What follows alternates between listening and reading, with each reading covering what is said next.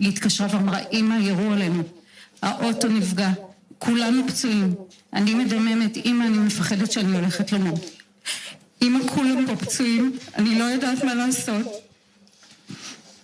אני לא יודעת איך אתם מרגישים, אבל הסיוט הזה של הורה שיושב ושומע את הילד שלו בטלפון, אומר, אמא, בואי לעזור לי, ואנחנו לא יכולים לעשות כלום, שום דבר, רק לשבת ולהיות איתה בטלפון ולהגיד לה, רומי, אני אוהבת אותך, רומי, תתחבי, רומי, אל תנשמי, תראי להם שאת מתה, רומי, תהי את, רומי, תשמרי על מצב הרוח, רומי, תחי, רומי, יהיה בסדר, ככה במשך שעה.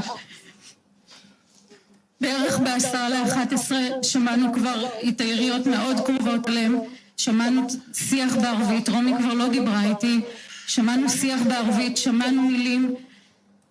ב10:58 מישהו ניתק את הטלפון ומאותו רגע אין לנו מושג, לא איפה רומי, לא איפה אופיר, לא איפה בן ולא איפה גאיה, 4 שהיו ברכב, לא איפה הרכב.